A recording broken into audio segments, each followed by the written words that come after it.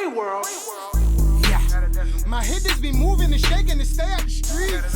Yeah. Your hitters be hating, your hitters be looking so weak. Yeah. My hitters be moving and shaking to stay out the streets. Yeah.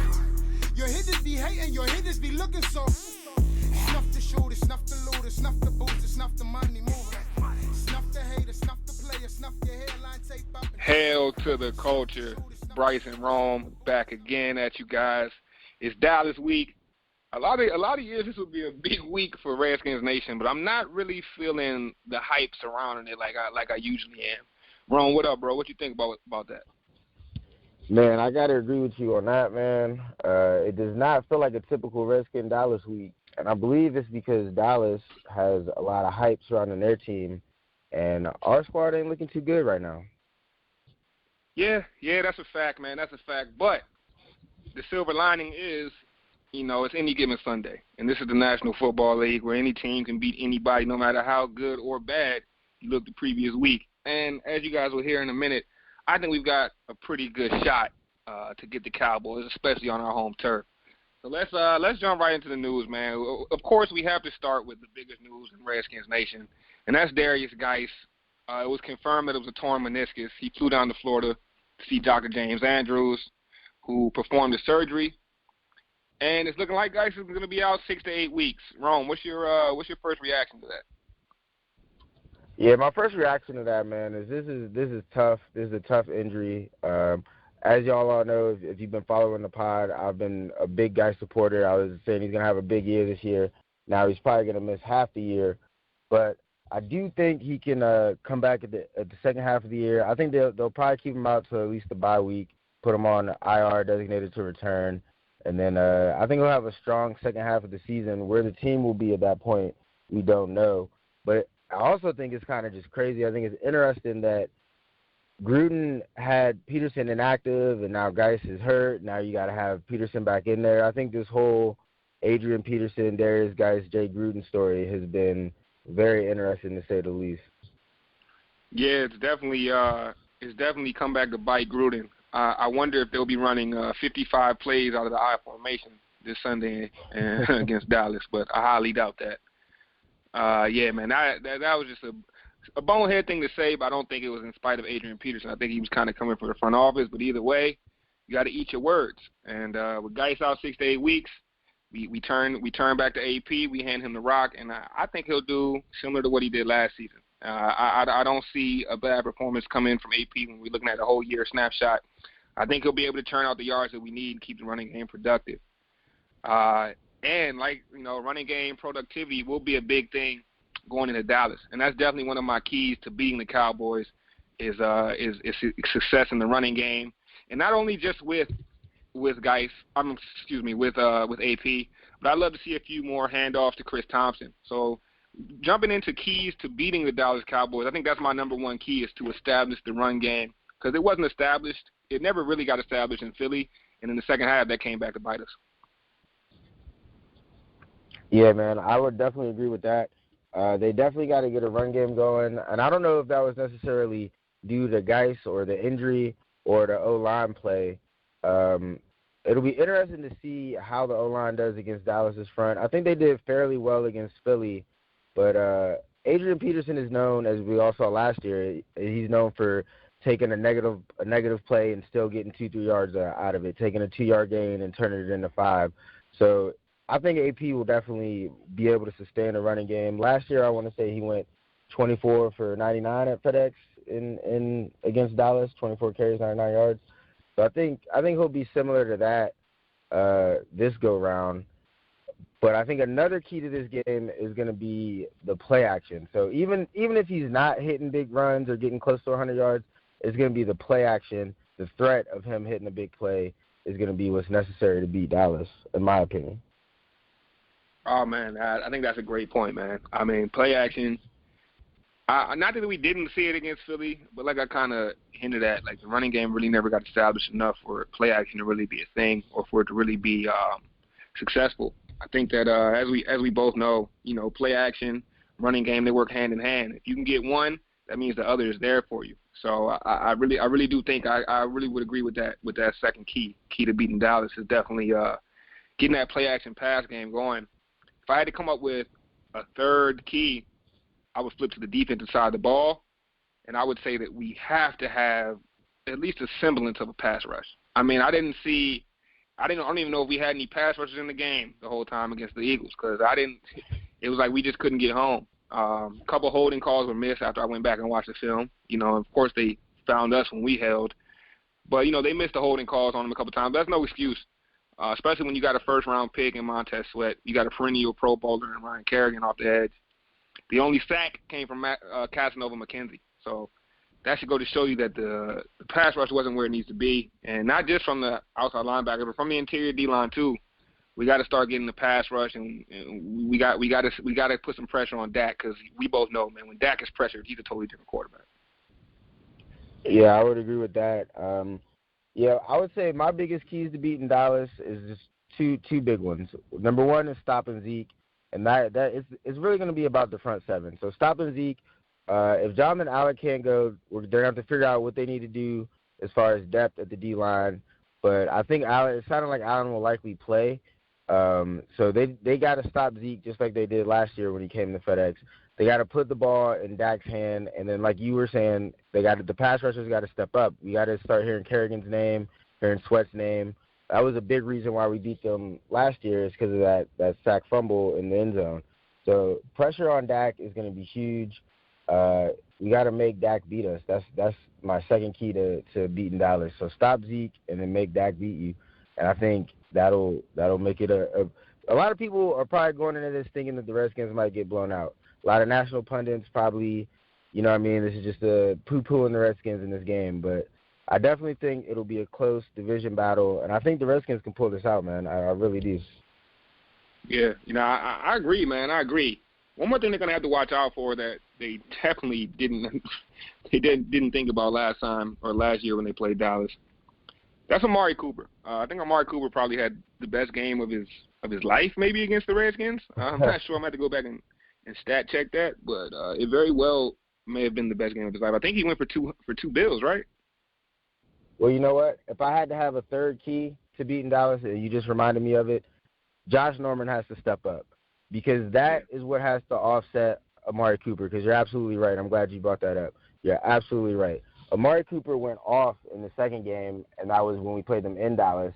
And if need be, Manusky and them dudes are going to have to let Norman travel with Cooper, and Norman's going to have a game, man. He's going to have a game, reprove why he's making all this money. And if he can shut down Cooper, that'll go a long way, because that's the one X factor that Dallas could have over the Redskins going into this game. Yeah, man. I think you hit the nail on the head about Norman. He's in no way playing up to his contract, but we're only one game into the season. Guys like Deshaun Jackson I always worry about with Norman, right? Super speedy guys right off the line. They're not worried about being physical in the least bit. Don't get me wrong, Amari Cooper's fast, but he doesn't have that shiftiness, that instant, those jet burners, those afterburners like some guys that I would be worried about Josh Norman going against. I'm not too concerned about Josh Norman going against Amari Cooper. But if he shows the ineptitude he showed last week, I think it's time to, give another corner a shot at it. I mean, we brought in guys. We brought in DRC. He's got speed. Everybody knows about the people's corner, Jimmy Moreland. I mean, he's been relegated to slot duties, but maybe it's time to see what this guy has outside, because last week, man, I can't watch that for 16 games. And I feel like that was a lot of what I watched last season, was just corners getting beat silly and 5 yards off the ball by the time the pass is thrown. They're 5 yards away from the ball and then can't even wrap up and make a tackle.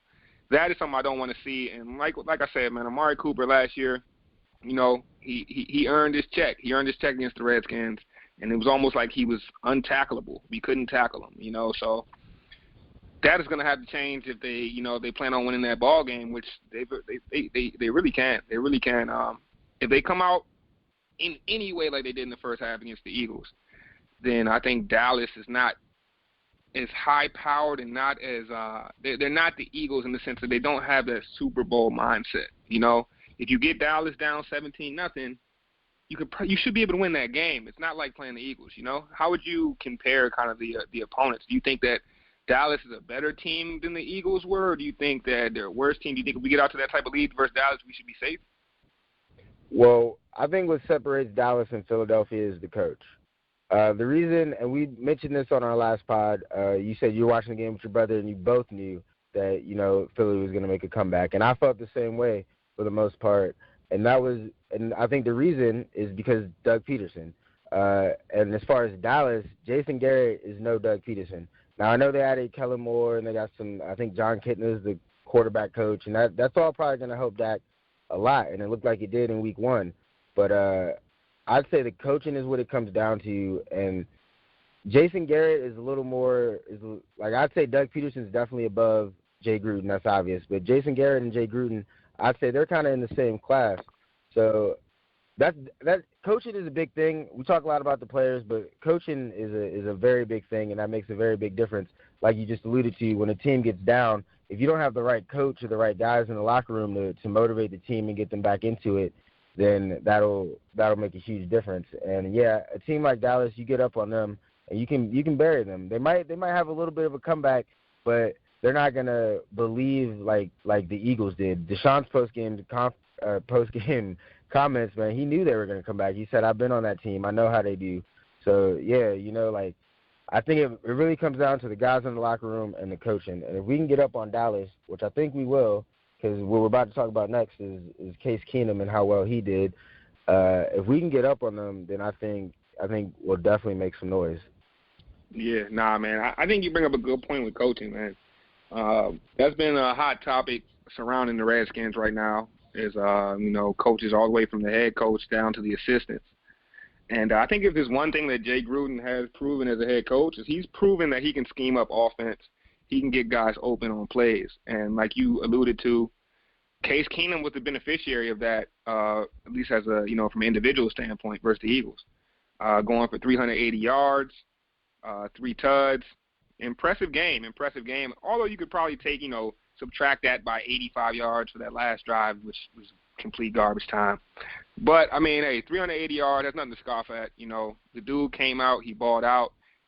At least in the first half, he balled out, and he took the plays that were there for him most of the time. Even a couple drops, one missed deep ball to McLaurin. Hey, man, we could be talking about a 450-yard performance from Keenum. So, staying along that topic, man, do you think that Keenum can replicate that performance in Dallas, or do you think, and just to put a little second part on this, do you think this is the Case Keenum we should come to expect from as a Redskin, or was that just was that a little bit of a fluke game? That's where I was really going to go with this. Is I don't know if this might be the Case Keenum that we see week in and week out. This is the thing. After having Alex Smith last season, we didn't have a quarterback who was taking chances. So I think Case Keenum is honestly a quarterback. I know everyone wants to see Dwayne Haskins, but Keenum is a quarterback that I think Skins fans should be a little bit more excited about. Last year, everyone was killing Smith for not taking any chances, and here we go with Keenum, who he threw that jump ball to Richardson. He gave McLaurin a couple. We've seen more deep balls in week 1 than we saw all last season already. So I think Case Keenum is definitely a more exciting quarterback than Alex Smith. And as long as he can do the most impressive stat that he had in week 1, as long as he can replicate that stat, which is 0 interceptions, then I think we'll be all right. Now, I don't think he's going to not throw any interceptions all season, but that's the stat to keep your eye on. If he's not turning the ball over and he's taking those chances and our receivers are making the plays, then we're going to win some games. Yeah, man, I agree. Now, I have to add in this fact that Case Keenum literally threw a ball right into a linebacker's stomach on last game against the Eagles, and he was fortunate that it wasn't caught. But you got to stay out of those situations, like you said, man. This guy can protect the football. We should be in a good position. Furthermore, Case Keenum has a type of game. After watching him at least game 1, it's heavy reliant on the offensive line. And that's every quarterback, but especially a quarterback like Case Keenum who doesn't have the mobility and he doesn't have the huge arm to kind of bail him out when he doesn't have a lot of space to throw. So that's one thing I saw in game 1. If you can keep that pocket clean for Keenum, he can find open guys. And I do want to credit the offensive line, especially the left side, the patchwork left side. Heading into Dallas, I'm more worried about the right side than I am the left, and that's not how I felt going into the season. Eric Flowers, he did more than hold his own against the Eagles. I mean, he's going against a guy in Fletcher Cox who's, top 2 in the league at D tackle. And Eric Flowers, man, he looked like he belonged at offensive guard, so that was good to see. And not too many complaints from Donald Penn. I'm going to need that right side to step up, keep Case clean. And we could see maybe not a repeat performance as far as a 380, but at least a similar performance as far as hitting open guys, finding the deep ball. Stuff like you said we didn't have last year with Alex Smith. So that should bode well. That should bode well for the team, man. So keeping it pushing, man. Oh, my bad, bro. What were you going to say? Well, I just want to say I don't think that Keenum's going to be spectacular or anything like that. He's definitely going to have his lumps. But, yeah, my main point is just that he's going to make plays that Alex Smith wasn't making, and I think that'll give us a much, much better chance to win some more games this season. Yeah, for sure. Yeah, turning it back to Dallas though, man, and kind of sticking on the coaching side of things a little bit. Everybody's talking about this Kellen Moore dude as if he's like the next coming of like John Madden or something, man. Like he just out scheming everybody out here. Dallas did do some different things from last year. They're starting to motion their guys and to create matchups. Starting to roll more 3 wide receiver sets. Was Kellen Moore the difference between what Dallas's first week and what their offense looked like last season? I think I know I said it on the last pod, and I don't want to keep beating up on the Giants, but I just think it was a poor performance from their opponent. It's a small sample size, so I'm interested to see, how it looks in week 2, week 3, and so on and so forth. But I kind of like the addition of Kellen Moore, and I kind of think that does bring a different dynamic to Dallas's offense. But like I said, it's still kind of a wait and see period. Yeah, for sure. So yeah, I mean, we'll see about that. We'll see if he's really the guy that they're making him out to be right now. Something had to change with Jason Garrett. I mean, at least they made the necessary change. Something that I would like to see the Skins do. Maybe it's time to switch to Kevin O'Connell, give him the reins, or change up something on defense. I mean, sometimes you just make it. Sometimes a small change has big impact. I think that's what we're seeing from the Cowboys.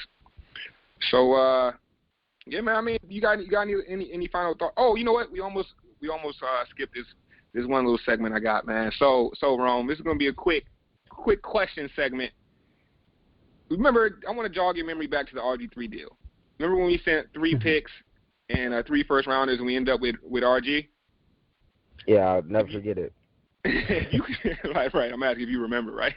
If you could choose any player in the league right now, currently playing, to send 3 first-round picks, and that player is on your team the next day, who are you taking? This is a great question. Man, this is a great question because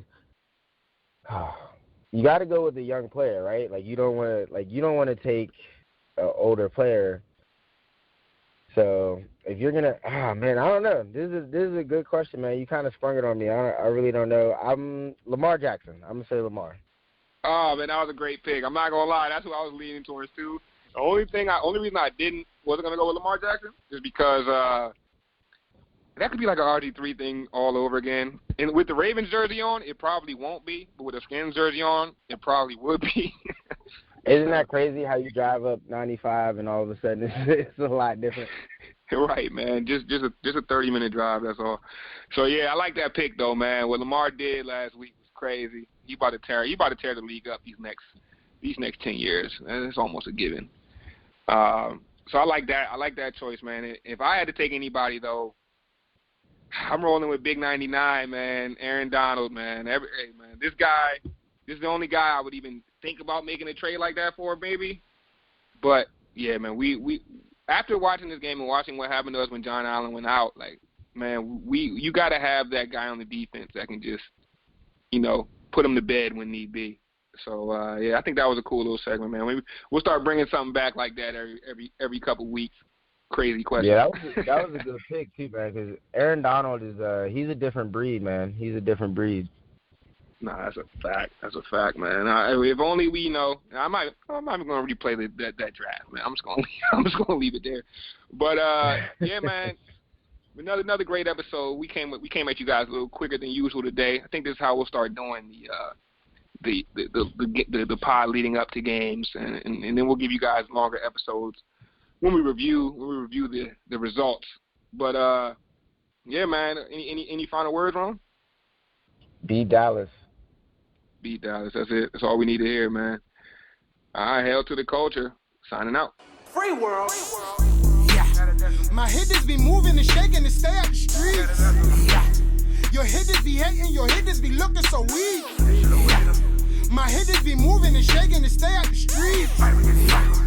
Your hitters be hating, your hitters be looking so. Snuff the shooter, snuff the looter, snuff the booster, snuff the money mover. Snuff the hater, snuff the player, snuff your hairline, tape up and shape up. Snuff the shooter, snuff the looter, snuff the booster, snuff the